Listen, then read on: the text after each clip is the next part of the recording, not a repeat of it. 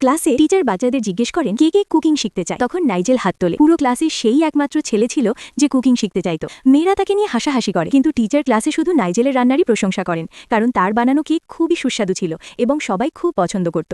Nigel cooking শিখতে চাইতো কারণ তার মা রান্না করতে জানত না এবং প্রতিদিন তাকে পোড়া টোস্ট খেতে হতো। একদিন সে তার মাকে কেক বানাতে বলে। তখন তার মা রেসিপি পড়ে কেক বানানোর চেষ্টা করে, কিন্তু কেকের বদলে সে হালুয়া বানিয়ে ফেলে। রাতে নাইজেল রান্না শেখার একটি বই পড়ে এবং নিজে নিজেই কুকিং শেখার সিদ্ধান্ত নেয়। একদিন সে তার মাকে চিকেন নুডলস বানাতে বলে, কিন্তু চিকেন নুডলসের উপকরণ দেখেই মা ঘাবড়ে যায়। সেদিনই নাইজেল প্রথমবার নিজের পরিবারের জন্য রান্না করে। নাইজেলের বানানো চিকেন নুডলস বাবার খুবই সুস্বাদু লাগে, কিন্তু হঠাৎ করেই মায়ের শ্বাস নিতে কষ্ট হতে শুরু করে, কারণ তার মা অ্যাজমায় ভুগতেন। ওষুধ খাবার পর মা একটু ভালো অনুভব করেন। মায়ের এই অবস্থা দেখে নাইজেল ভয় পেয়ে যায়, কিন্তু সে জানত না এটাই ছিল কেবল শুরু। ক্রিসমাসের রাতে মা নাইজেলকে বলে সে যেন তার সঙ্গে পাই বানাতে সাহায্য করে। দুজন মিলে পাই বানানোর জন্য আটা বেলে নেয় এবং তারপর তা পাইয়ের আকারে কেটে নেয়। পাই বানানোর সব প্রস্তুতি হয়ে গিয়েছিল, কিন্তু উপরে দেওয়ার জন্য জ্যাম পাওয়া যাচ্ছিল না। মা বলেন কাল বাজার থেকে জ্যাম কিনে এনে পাই বানানো হবে, কিন্তু নাইজেল জ্যাম কিনতে বাজারে যেতে চায়। সে অপেক্ষা করতে পারছিল না, কারণ তার মনে হচ্ছিল তার মা তাকে ছেড়ে চলে যেতে চলেছেন। কিছুক্ষণ পর বাবা নাইজেলের কাছে এসে কাঁদতে শুরু করেন, কারণ মা তাদের সবাইকে চিরদিনের জন্য ছেড়ে চলে গিয়েছিলেন। সেই দিনের পর থেকে নাইজেল প্রতিদিন পোড়া টোস্ট খেতে খেতে